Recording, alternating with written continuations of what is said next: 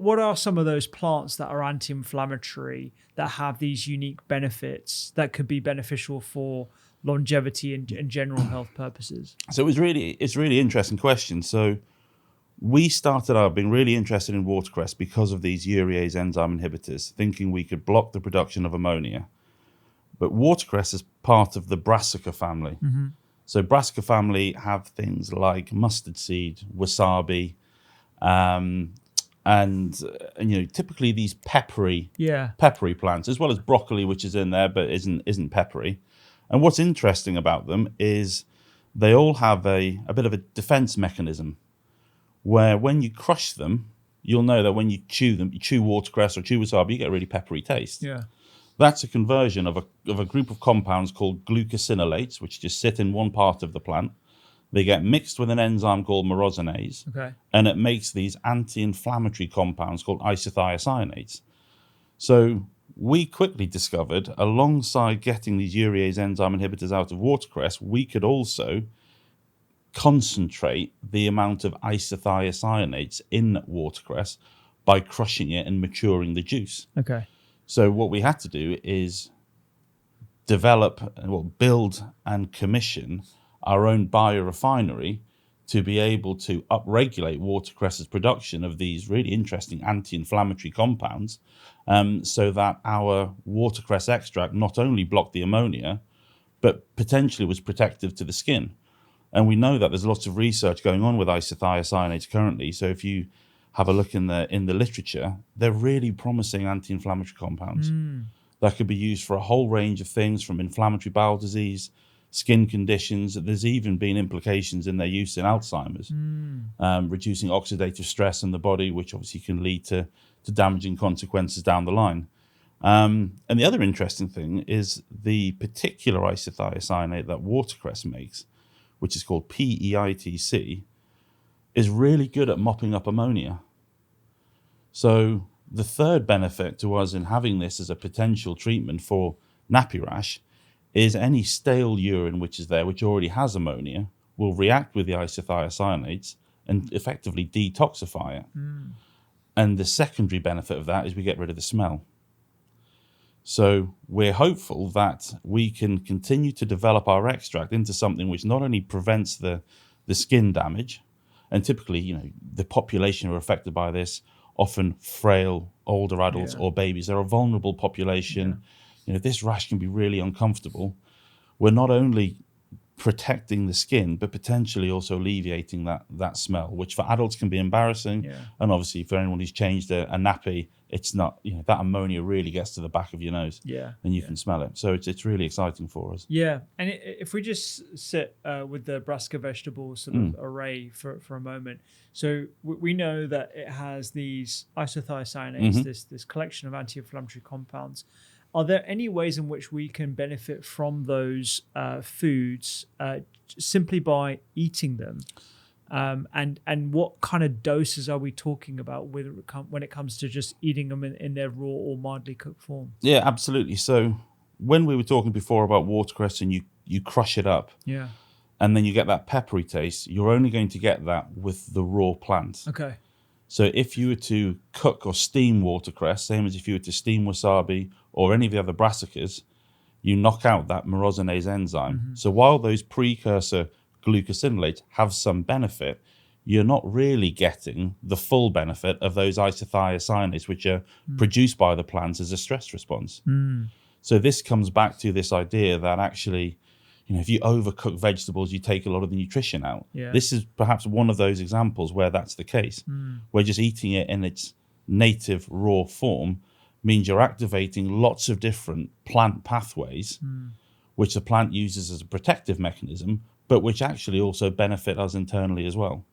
We know that a cup full of watercress, which is about a third of a bag, has huge benefits when you ingest it. Okay. And it's the same for the other brassicas as well. These leafy greens are superbly good for you internally. And the worry is we get too used to just cooking everything. And really, I think we should get back to trying to have raw fruit and veg, activating these internal pathways, and getting the maximum benefit our food.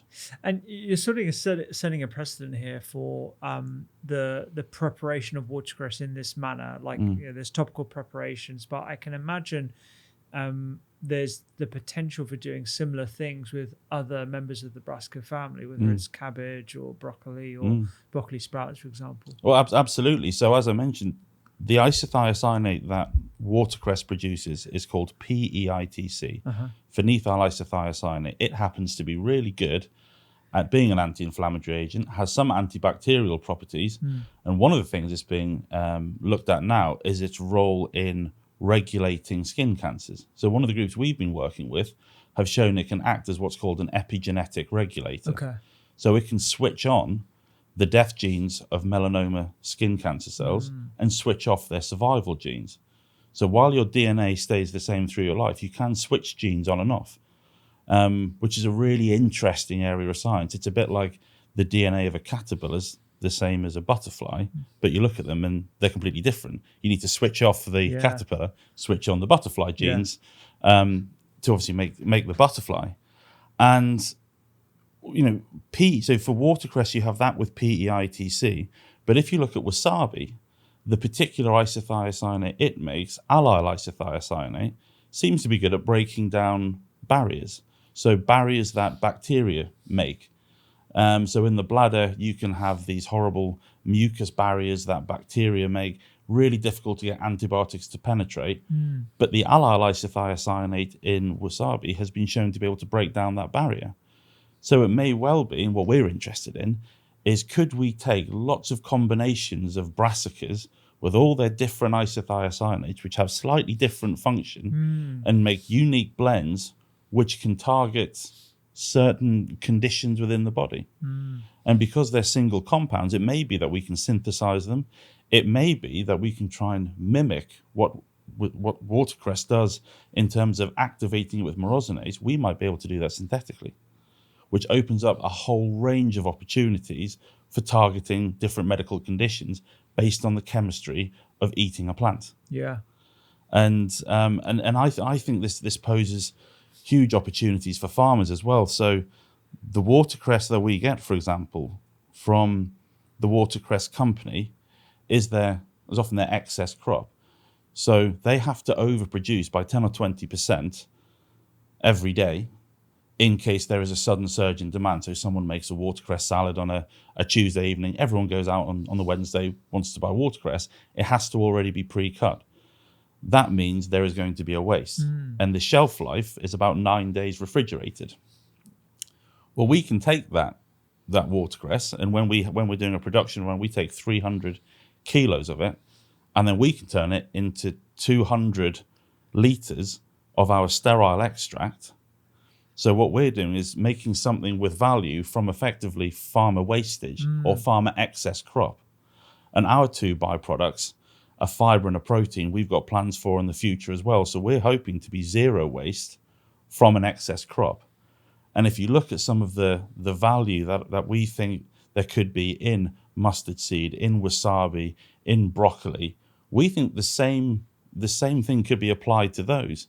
They all have to be produced in excess. They all have really interesting compounds in. It may be possible to refine them for use in skincare, for use in a range of different things. Yeah, we've had Dr. William Lee on the podcast a couple of times, and he's in a position where he sees a lot of companies that are trying to do similar things with extracts from pretty diverse ingredients like oats, for example, and other fruits and vegetables, mainly fruits actually, that he's come across. He runs the Angiogenesis Foundation, and I'm just thinking about all the products that are commonly wasted in the UK.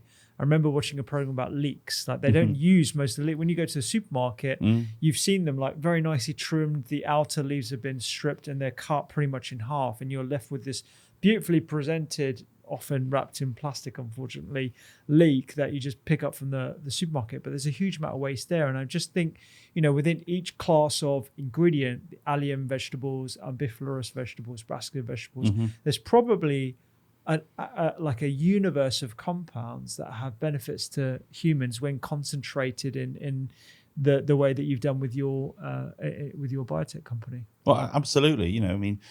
we use a similar example with turnips. They're always top and tailed in the shops. Where do the tops and the tails go? Yeah.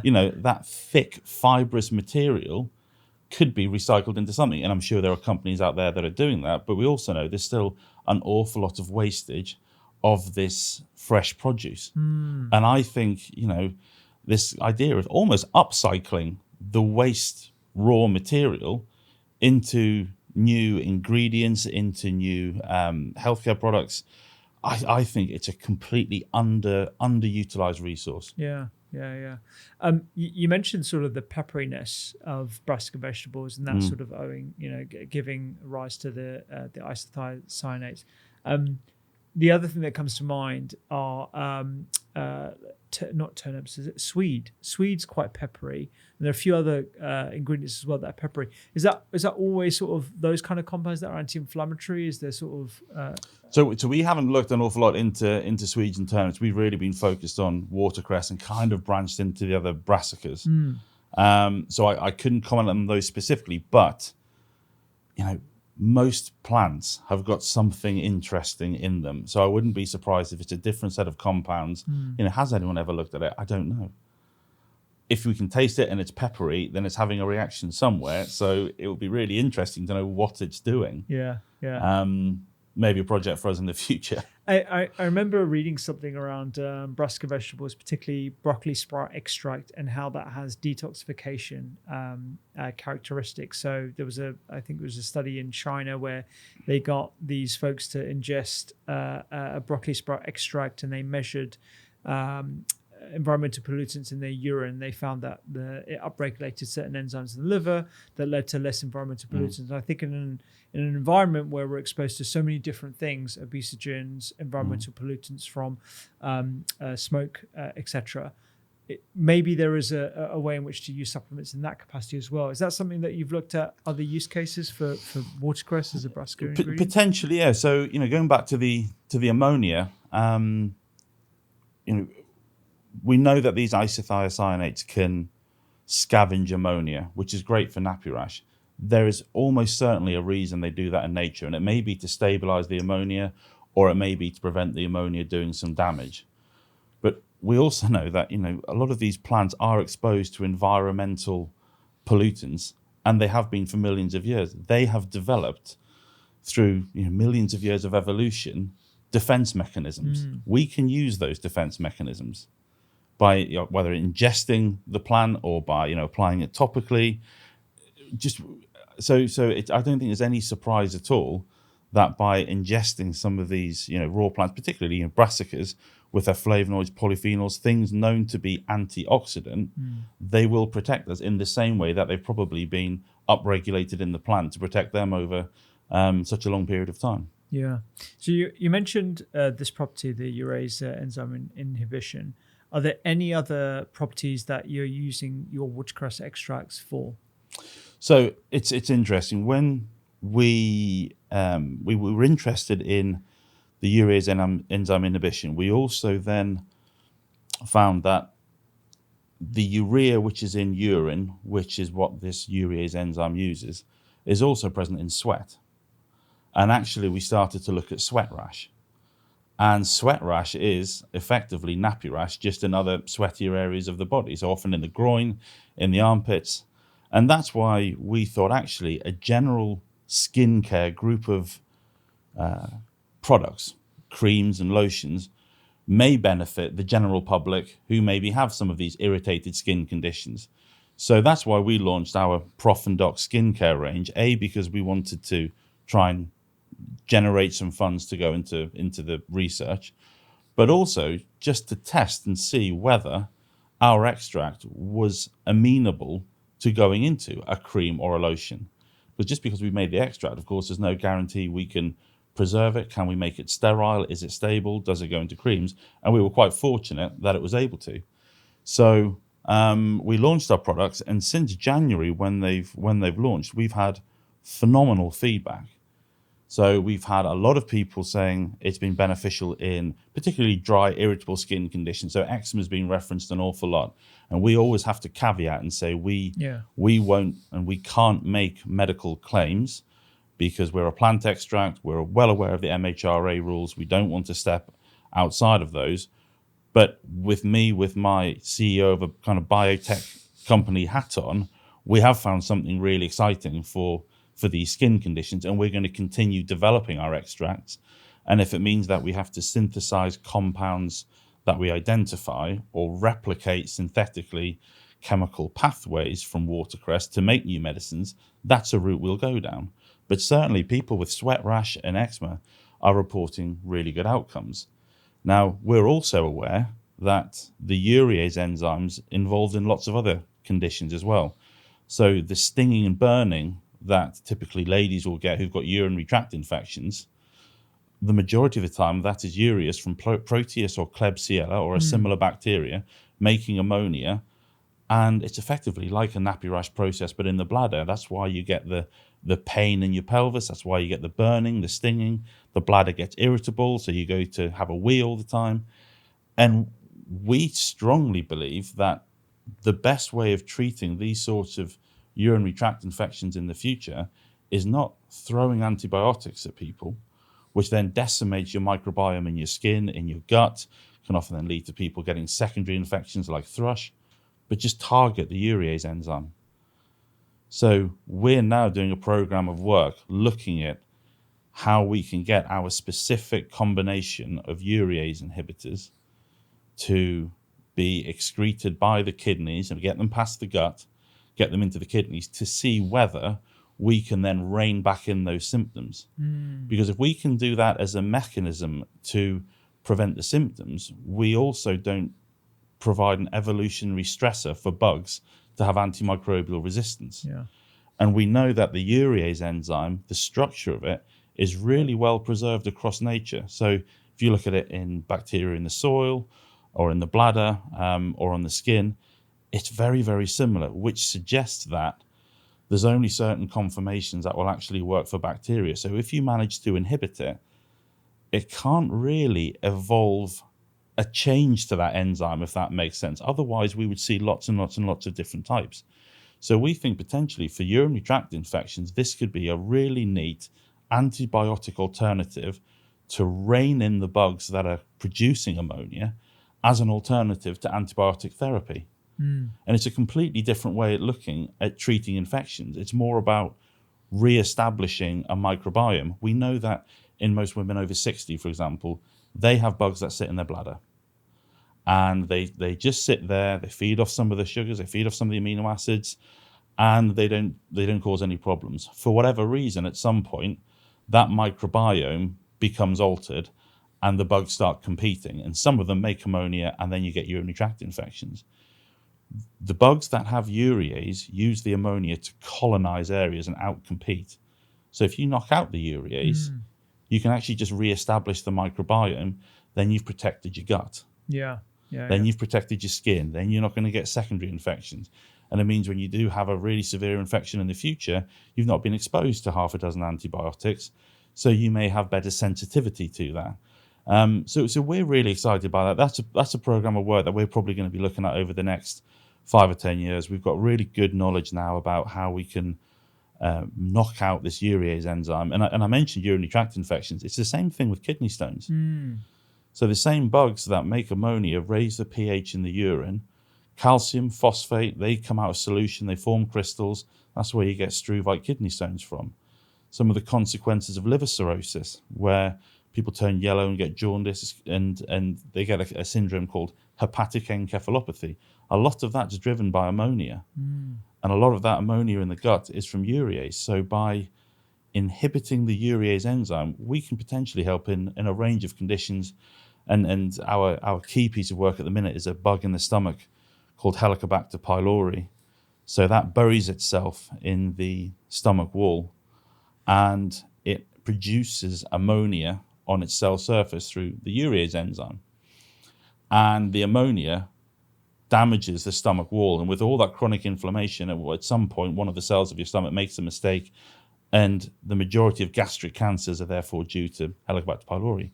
We can knock out the urease. So we've shown in a broth of sort of stomach acid resembling broth You put our watercress extract in, it can't make ammonia. The acid therefore kills the cells.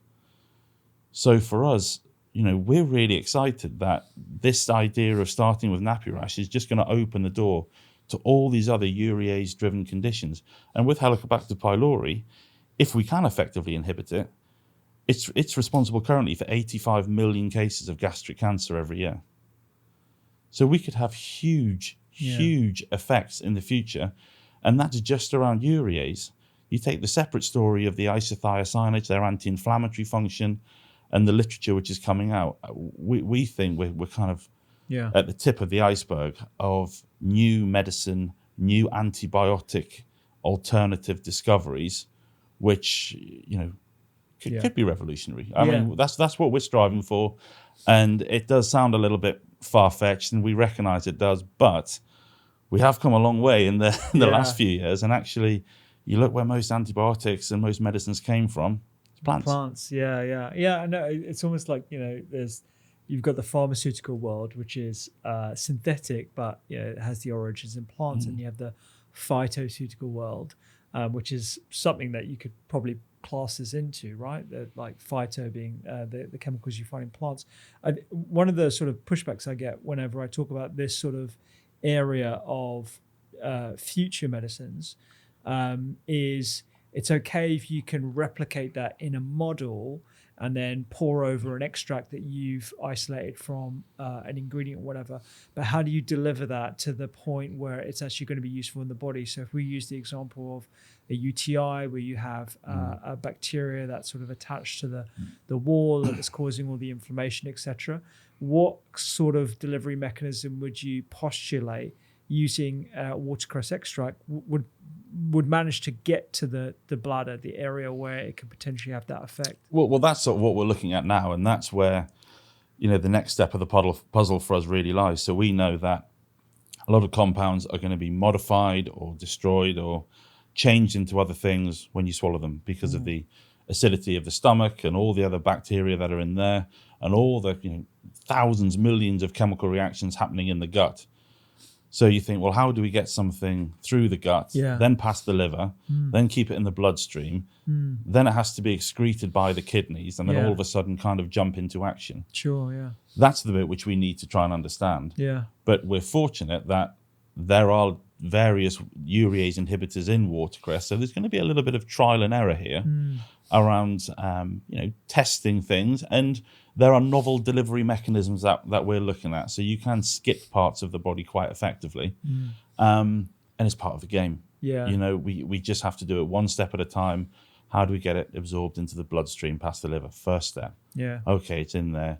How do we get it past the kidneys? Then how do we get it past the kidneys in sufficient concentration to have an effect? Will it even have an effect? We don't know. Just a quick one. If you're enjoying this content, you will love my mini series on inflammation. I go through the different types of foods that you should be having, what inflammation actually is, plus lifestyle practices to reduce inflammation. You can get it for free right now in the link in the caption below. Back to the podcast. Maybe even the first step is looking at the really extreme cases where you've got some people who have chronic pain. There have been multiple antibiotics to treat cystitis or suspected recurrent urinary tract infections, and use a similar delivery mechanism that we use in urology for bladder cancers, where it's a catheter that's inserted into the bladder and it's essentially washed out with whatever material you're using, whether that's a chemotherapy or something like even an antibiotic as well. So it could use that mechanism just to sort of prove the concept that this potentially works. Yeah, and one of the other things which is quick and easy for us to do, of course, is you get someone to have a wee once an hour, every hour for 24 hours. And then on the third or fourth hour, you get them to drink a litre of our watercress extract, collect their urine, inoculate it with a urease enzyme, and see if it makes ammonia. See if it works. And you can look at that in terms of colour changes through some clever reactions, or you brave it and you just sniff the test tube and say, well, do my eyes water afterwards? Have I made a difference here? Yeah. And it sounds really daft, and I know it does, but something like that proves you have then caused urease inhibiting activity in the urine. That's pretty impressive if you can do that. So, as I say, we're doing a program of work with that at the minute, and it's looking promising. Yeah, that's all I can really say. But before I talk about any other sort of use cases, particularly within beauty, I want to talk a bit about the other sort of byproduct of watercress waste. So you're using it as an extract, and then you mentioned two other things: fiber and protein. Yeah. So what kind of fibers are we talking about within watercress? Yeah. So when we take the watercress, we take about 300 kilos. So we've got international patents pending for the production process, composition, and the usage of our final extract. So one of the key things we need to do is activate this myrosinase enzyme. So we have a period where we're macerating up the cells to make these isothiocyanates, and then we are getting all the juice out of watercress. So we're left with a raw, stringy watercress fiber. Now, we're aware from, say, the apple juice industry that once they've pressed the apples, you're left with, I think it's called the coppice of the apple, and that can be sold as a fiber. Well, when we start generating in bulk, we're going to be able to use that fiber either as a dietary fiber supplement, or potentially with the push towards biodegradable wet wipes, it will lend itself to being woven into some of these bamboo and other plant wipes. Okay, which may be where the top and tails of the turnips could potentially end up with biodegradable wipes, and you just kind of put all your fibrous waste material in, and you can make sanitary products out of them. The other option is bioplastics. So the fiber does lend itself to conversion into bioplastics. So one of our pipe dreams is perhaps the lids of our products can be made by the fiber. And then, the lid could have a oak tree seed in, or no, it's probably too big, but have something in that you can, dispose of and grow something from it. So the fiber is really interesting, really nutritious as well. So we're looking at that as a dietary fiber supplement. And one of the key eureka moments that we had when we were trying to make an extract is when we take the watercress juice and we heat it, it actually curdles. Okay. So we don't know of any other juice which curdles on heating, and it's because of the really high protein content in the juice. So all this protein just kind of comes together as a big globby unit and floats on the top. And when we've sent that off to be analysed, it's a fantastic protein source. So the percentage of amino acids, which are the essential amino acids, which you need to take on board so you can't just make them in your gut, are far higher than most other plant protein sources, and actually more resembles an animal protein. So for vegans, for example, who don't take in animal or dairy proteins, this could be a complete protein in their diet. The problem we have at the minute is it's about 1% of the starting mass of watercress. Right. So we're going to have to be shifting an awful lot of watercress and doing an awful lot of processing before it becomes viable. But once we start, hopefully in the next couple of years, selling our extract in bulk or collaborating with wet wipe manufacturers or nappy manufacturers, continence care companies, that sort of thing, we will probably be able to produce that in sufficient volume that it will be available as a watercress protein powder. And our real dream is that we can sell the fiber and sell the protein, and we've got the extract, and that's about 70% of the starting weight of watercress, and that means we'll be zero waste from an excess crop. Yeah. And the other nice part of it is, if you look at the watercress company, they have their excess crop, which is in the bag, which looks very nice, and we know it from salads, but they've got other non-saleable crops which we might be able to use. So right now we're in the growing period for them. We're having good British watercress. In the winter, some of the production switches over to Spain, purely because the watercress that would grow in the beds in the UK is still edible, but it's a bit thicker, it's a bit more hardy, and it doesn't have the classic watercress appearance, so it gets rejected. Actually, because it grows in harsher environments, we showed it's higher in urease inhibitors because it hasn't got the protein source. It's a harsher environment. So that winter watercress, which currently just gets scrapped, that could be our nappy rash watercress.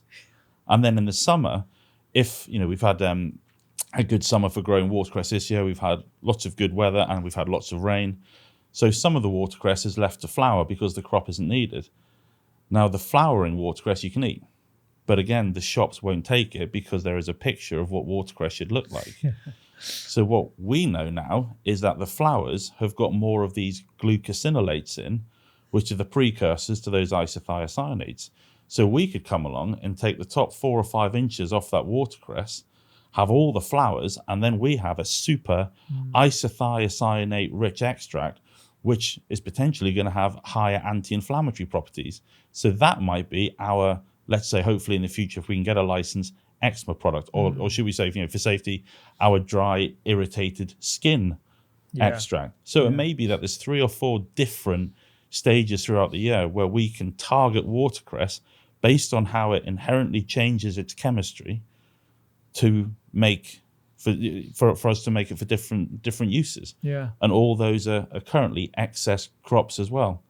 So we think there's a really, really nice story here, ecological story around using these, not just excess crops, but the sort of non-used streams as well. For interesting products. I love the sort of the life cycle story to this as well. And when you were talking about the ingredient curdling, it just sort of reminded me of the story behind whey protein and a lot of these protein supplement companies, because that was, I think, the runoff of cheese making, where it was the milk whey that was basically being discarded, and somebody had the bright idea of actually supplementing or putting that into a supplemental form after powdering it, and selling that into the protein market. I mean, and to the fitness market. I mean, there's when I think about vegan protein sources, particularly the supplements available, I think of corn, rice, pea, soy. These are known as some of the best sources. I would have never put watercress up there, No, well, we wouldn't, and we discovered it by accident. So 5 or 6 years ago, we just thought, well, I wonder if we can just make a watercress juice. And if we're going to make a watercress juice, it needs to be sterilized, so we'll heat it. So we actually took it to a drinks manufacturer who heated it and said, we can't use that, it's curdling. And we thought, everything's over, we've ruined, everything's ruined, nothing works. And then some bright spark, and I said, well, hang on a second, doesn't that mean you've taken out the protein? And then when we had a look, that's exactly what had happened.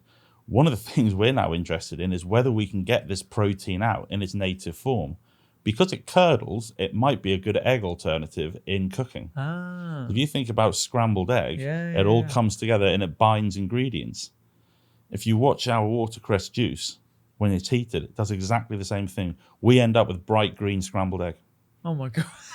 So, it may not have the exact gelling properties, and we don't quite know how we would get it out in its native form. But if we can, and it's another project for us to look at, it may well be a nice vegan alternative to egg. Does it taste watercressy? I'm going to politely say it tastes earthy. Okay, yeah. I can imagine that's what I'd imagine it tasted like. To be honest, I wonder if there are other sort of juices made of singular vegetable ingredients that you could heat up and see if they curdle, or is there an indication in the profile of watercress, even in its raw form, that it could be a protein source if you took it through those processing steps? I don't think there's anything that would have suggested this would have happened to watercress. Okay. We might be able to discover how we could predict it, but we just had no idea. It was a completely new finding, and when we had to look through it, it's actually gone into our patent. It's something that no one had ever seen before, and it was totally unexpected. But it would be interesting to know: are there other juices out there which would curdle? So you can get a protein extract and then a non-protein extract, which could go into other things, possibly. Yeah.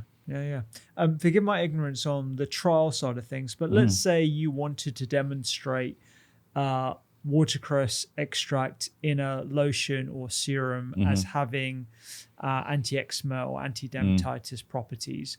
How would you actually go about designing a trial to demonstrate just that, and getting it through the next sort of process, which is super important in the UK market, of MHRA approval for use as a medicine? So I don't think we're ever going to be able to make medical claims because we have a plant extract. We are really looking forward to having good, open, honest discussions with the MHRA about what makes a medicine. And just to clarify, the MHRA that we're referring to is the Medical Health and Regulations Authority. Yeah, Medicines and Healthcare Regulatory Authority, absolutely. So they set the rules around what claims people can make, and if you make false claims, a little bit like trading standards, they're the ones who'll tell you off. So for them, they will say a plant extract cannot be a medicine, and they say that because there are too many components in a plant extract to know what the mechanism of action is. And they will also say because you can't replicate the extract perfectly every time, so you don't have the purity. My argument would be, if you're looking for medical effect in this day and age, isn't there a broader benefit to society from being able to get that from something like a watercress extract rather than just a synthetic drug, when you also happen to then benefit from all the useful things like the vitamin B complexes, vitamin C, all the other things that your body kind of needs, which are in watercress as well. So I'm going back to your question. And sorry, just on that point about mechanism of action, I think there's been a lot of discussion, particularly around antidepressants, about the actual proposed mechanism of action. I don't think people have confidence now in the chemical imbalance theory. I think that's been disproven, but how exactly antidepressants are working, I think is unknown. And a lot of people are honest about that now, but that doesn't mean that we take it off the market because we don't understand the mechanism of action. We know it has an effect. So I think that's a bit of a rebuttal. I would agree with you. And I think when these rules were established, which I might be wrong, I think it was around the 70s, there was very little knowledge of the skin microbiome. So, everything was based on the direct interaction with human cells. Well, for anything topical on the skin, you've got millions of bacteria, you've got viruses, you've got fungi that just live on your skin. They are having reactions with whatever you put on your skin. So it's impossible to say what the mechanism of action is because there's so many different species. And my microbiome on my elbow will be different to in the groin. And, you and I will have different microbiomes ourselves. It's almost like your own individual passport, what your microbiome is. So I think those rules are a little bit archaic, really. So we have to stay on the side of being a cosmetic. So the broadest claims that we hope we're going to be able to substantiate, and we're doing a fundraiser at the minute, we are hoping to start this work back end of the year, is to be able to say soothing and helps to reduce irritation and suitable for skin prone to eczema. So there's actually a company we work with, ADS Laboratories in South Devon. They are our responsible officer. So they are a formulation chemistry company for the cosmetic industry.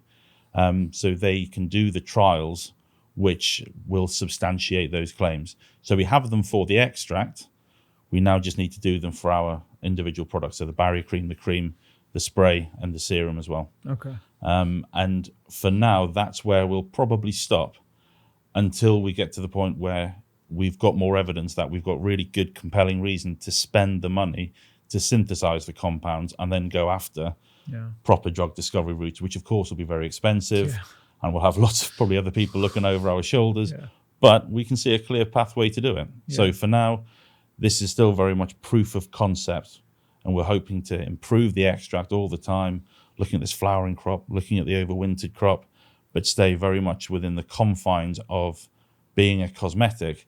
But I still want to be able to talk about the science, which is a very difficult line to tread, because I think the science is important. And I think we should be allowed to talk about science and not just go to conferences and hide away and, show someone your poster, but then not tell someone in the public what you're doing. So I think it's important we talk about the science. And with your sort of scientist hat on, if you were to hypothesize as to why this might have an effect on dermatitis, let's say, what would be the mechanism of action that you would think is most promising? We've talked about urease inhibition, but so if you take so let's take some forms of eczema. So eczema, as you know, is a bit of an umbrella term. There's various mechanisms of dysfunction at play. But we know that these isothiocyanates, so again, it all comes back to these peppery compounds, they react with toll-like receptors and something called the NRF2 pathway, which is involved in the regulation of itch. And Paul, my co-founder, his subspecialty is inflammation. So actually, he's well aware of how these isothiocyanates can kind of be involved in the cascade of reactions that cause the redness and the itch. And in for a lot of people who get flexural eczema, there is a thought that some of that may well be due to urease-driven ammonia, the same way as you get the sweat rash. So not only can we stop that ammonia, but you then preserve urea. Urea itself is what we call hygroscopic, so it absorbs water, which is why we often see 5% urea creams being used as moisturizers. Urea is really good at retaining water. So by having a urease inhibitor, kind of makes sense that you can hold on to more urea and therefore hydrate your skin.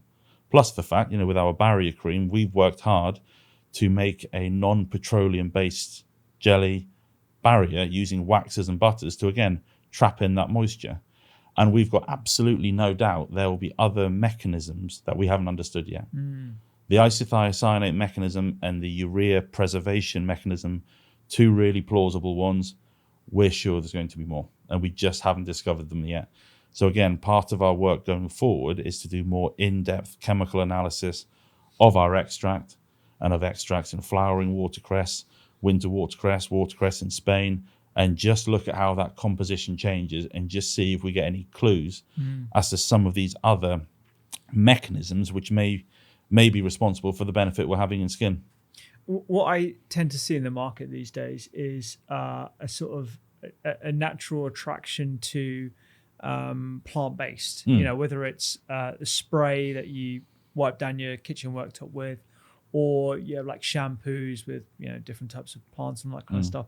What separates your company from those? Because I feel, particularly when I look at the ingredients of those products, there's a whole long list of preservatives and all this extra stuff, and very minimal extract. Whereas I look at yours and it's like, 85-90% extract. So it's mainly the extract. So what's going on there? Yeah. So when you see a lot of the things which say contains, essence Aloe. of something. Yeah. A lot of the time, there's no evidence that essence of that plant does anything. Okay. But people look at it and go, "Ooh, yeah, that sounds Even I nice." do. A bit in full disclosure. I look at something that has like clove in it, or like a little flower. Yeah. I'm like, oh, natural. Yeah, that'll be great. Yeah. But typically, the inclusion's at 0.5 to 1%. Okay. Yeah. So 99 to 99.5% of it is not that plant. When we were doing our testing of our extract, we found that a dilution down to 10%, so 1 in 10 dilution, was about 80% as effective on the skin as the whole extract. Okay. So this was one of the things that was really exciting for us, because then it meant the other 90% could be a carrier. It could be a cream, it could be a barrier cream, it could be a spray. So if you look at our cream, our barrier cream and our spray, that has the extract in at 10%. And we were absolutely adamant that we wanted to keep it in at 10% because that's what the science said worked. 5% could have a good effect, but we had the opportunity to put it in at 10%. So we've really stuck with it. Yeah. Obviously, people have an expectation when they buy a cream that it looks like a cream, it feels like a cream. So we have had to put in, the classic ingredients of a cream, but we do have a far higher plant-based content than the vast majority of cosmetic products on the market with bioactive activity. Our serum, when you were talking about 85%, so our serum is just our extract with xanthan gum and plant-based glycerin and the preservative. So it's 93% watercress extract. So when you smell it, you get a kind of sweet, appley smell. That's just the watercress. We don't add any fragrances. We don't add any colors. It's going to vary in color. It's going to vary in fragrance batch to batch. But we wanted to give people the opportunity just to have our extract. It was too runny just to sell on its own, so we had to thicken it up a little bit.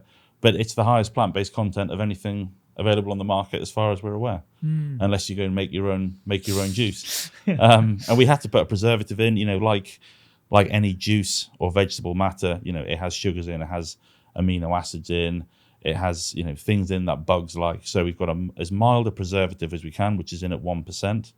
But really, we see the standout of our products in that it's based on science, real professor, real doctor. I'm still a GP, Paul's still a professor. And, the bioactivity is proven. We have the data, and we're continuing to do the research to try and refine it and improve it all the time as well. Yeah, we talked about the potential mechanism of action for eczema. Within the beauty industry, limited knowledge here, but my wife tells me that the reason why she spends so much money on these serums that, in full disclosure, I also steal, I use. It's skin plumping, it's collagen boosting. It has an effect on certain elements of the skin that can improve appearance. Is there anything that you're aware of with the watercress extract that could be doing those things as well, that could be useful in the beauty industry? Yeah, so we know we've got various antioxidants, which nutritionally have a benefit when you eat them, but will also have a benefit on the skin. We're aware that there are compounds in watercress which have been looked at in terms of their ability to boost collagen. So again, we actually think there will be a kind of anti-aging, collagen boosting claim that we can make. We're not going to do so, though, until we've done the claim substantiation. So there are clever bits of kit that we can use with ADS laboratories where we can look at wrinkle depth, and then you can apply our extract and see if they plump out, and you can look at collagen and other bits and pieces as well. So really, for our serum, we're hoping to sort of really direct that down towards a beauty market for face and scalp, and then probably the barrier cream, the cream, and the spray will be more towards skin conditioning and troublesome skin. We're aware that our cream in the pot as it is quite runny. So when we formulated it, it was mixed in air. It got little air bubbles in, and it kind of made a bit of a foam which looked thicker. When we made it in bulk, it's made under vacuum, and it's a bit too runny. Okay. So that will go into a pump action down the line. But our next stage in our growth is to really look at the claims we can substantiate for the serum in the beauty industry. And we came as finalists in the Global Beauty Awards last year, which was fantastic. And look at the barrier creams function and the soon-to-be lotions function and the spray for skin conditioning and people who've got these dry, irritated skin conditions while falling within the boundaries of a cosmetic. Yeah, because I'm interested in this area now because I'm turning 40 next year. I'm in the business of trying to maintain my youthfulness as much as possible, both on the inside and the outside. And whenever I look at these claims that the big names always make on big posters with celebrities and all the rest of it, it's like collagen boosting, anti-aging, all this kind of stuff. And as far as I'm aware, there are only three main things or three products that have been proven to have these anti-aging benefits. That's topical vitamin C, your retinol, certain retinols, I think it's like 0.5% or 1% depending on your skin condition, and standard sun cream. So just making sure that you're doing those preventative things, making sure that you're not getting overexposed. I am interested in sort of the mechanism behind why a topical component, a topical product could have those improvements in appearance subjectively, but also the skin wrinkle depth that you just talked about. Because I don't think a lot of companies do what you're talking about in terms of the rigorous science, so you can actually make and that's what we're and it sort of comes back. I mean, the point you made about vitamin C, one of the highest plant-based sources of vitamin C is watercress. That's why we're interested in doing lots of different chemical analyses to make sure that, or to see if the vitamin C carries through and isn't lost in one of the processes. But we're pretty sure we're going to have a load of vitamin C in watercress. So there's one mechanism. And of course, when you talk about sun damage, a lot of that is inflammation. Yeah. Which then damages the skin. And obviously you've got these isothiocyanates, known anti-inflammatory compounds. So the mechanisms that you're describing, along with, you mentioned the retinols, watercress has got polyphenols and these flavonoids and all sorts of other known antioxidant species. it ticks all three boxes that you mentioned. Yeah. So that's how we believe that there is an effect. And again, we're absolutely convinced there are mechanisms of action at play that we have not discovered yet. So we've got plausibility in those three with watercress, but there's more to be discovered. We're absolutely sure of it. And that's why, we're hoping to generate revenue from Prof and Doc to really allow us to do that deep dive into the full composition of watercress, understand what happens when you apply it on the skin, what are the key biochemical pathways that it's interfering with or regulating, which are having benefit, and really, can we isolate them? Because if it's having an effect on the skin, where else in the body can it have an effect in? Yeah. And that's why this whole idea of medicines development and drug development for us is so exciting. There are things at play we don't understand, but we're learning all the time. So watercress is your favorite toy at the moment, right? If I was to come over and I say, look, you can't, watercress is off the table. I'm going to take all these toys away. You're not allowed to play around with watercress or actually anything in the brassica family. What would your sort of next ingredient be that you'd want to do a deep dive in? Oh, that's a good question. Wasabi's interesting as well, but you've knocked out the brassicas. Yeah. Do you know, I think just to tickle my interest, it would probably be turnips. Oh, really? Because of that hard material, that really fibrous material, I'm convinced that's amenable to something. Whether it's making cloth, whether it's turning it into bioplastics, I think it would be turnips. And I think it would be, and I think if you get it right in something like that, you've then got all sorts of different plant matter that you can potentially be doing something interesting in terms of fiber with. But I'll tell you another one that I quite like is pine trees. Pine trees? Pine trees. So pine trees, the leaves have something called alpha-pinene. Okay. So alpha-pinene is a compound which acts, and it's got a bit of a funny name, as an acetylcholinesterase inhibitor. Oh, okay. Now, you'll recognize that from potential Alzheimer's treatments. Yeah. So galantamine and things like that, and rivastigmine, Yeah. block that enzyme in the brain, and it boosts cognitive function. Yeah. There's been studies in Japan where they've wheeled people with dementia through forests, for the period where they're in pine tree specific forests, cognitive function improves. No way. But if you go through other non-pine, it's not as apparent. Now, is it just the stimulation that they happen to have and it's perked them up and they've had a better cognition, or are they inhaling alpha-pinene because apparently it's got quite a strong scent? It's the pine tree scent, and it's having the same effect as those anti-Alzheimer's medications. Could you then put that in an air freshener in a care home? There's all sorts of interesting things like that in the literature, and we've got 3 or 4 other ones which I'm not going to mention. I like them, but I've talked about the alpha-pinene one before. I think things like that are just sat there waiting, absolutely waiting to be discovered. Yeah, I know up in York they're doing a project where they've discovered galantamine, another one of these anti-Alzheimer's medicines, in daffodil bulbs. Really? So they've got tons and tons of daffodil bulbs that aren't being sold. Instead of wasting them, strip the galantamine out. There's your medicine for Alzheimer's. And there's really big business in that. That is so interesting. And then you've got the bulb at the end, which you can probably do something else with. Can you mulch it up? Can you recycle that? But this idea of recycling plants that aren't being used, or just stripping out those really interesting little compounds, I think I'm going to be doing this for the rest of my time. Totally. And certainly after watercress is finished. Yeah, absolutely. It seems like you're going to have loads more toys to play around with, even if I take those ones off the table. I mean, it's interesting. We talk about like pharmaceuticals and how they have to be distinct synthetic compounds in rigorous quantities without anything else added to them. But there's almost a parallel with CBD, and we had Dr. Danny talk about the different compounds you find in hemp. And it's not just the CBD, it's those entourage compounds that it comes with when you have the natural form of it. So instead of a synthetic form, you have the natural form with all these other sort of, it's almost like junk DNA, like the sort of like junk that comes with the product that you've distilled.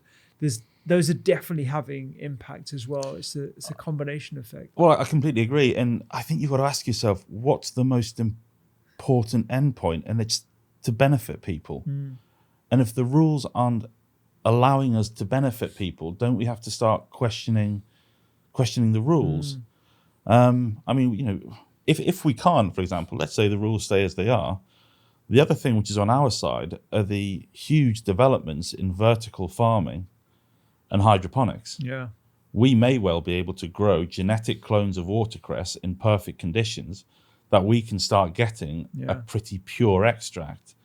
And if we have good extraction techniques, maybe we can go from the plant down to the compound rather than synthesizing the compound, as long as we then have a way of using the rest of the plant or all the other byproducts that come off it. Maybe it is an option, because you know we have started to look at it, and it is incredible how quickly and effectively in a confined space you can grow genetic clones. Get the same plant every single time, same fruit, same vegetable, same root structure.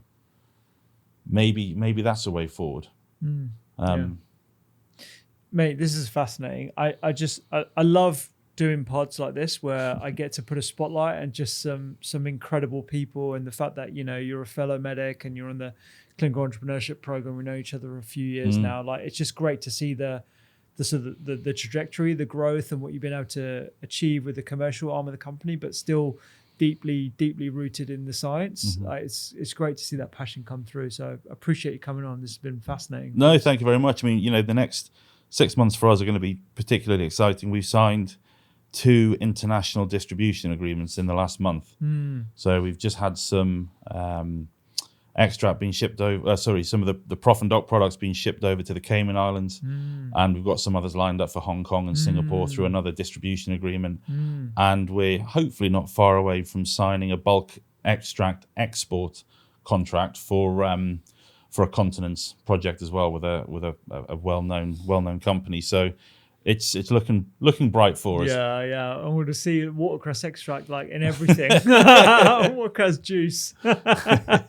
Oh, that's great. That's really good to hear, man. Thank you so much for coming. Oh, my pleasure. Appreciate it. If you want to learn about the worst drinks for longevity, check out this video that I've done here that looks at the popular drinks that are on the market that are actually antithetical to healthy aging.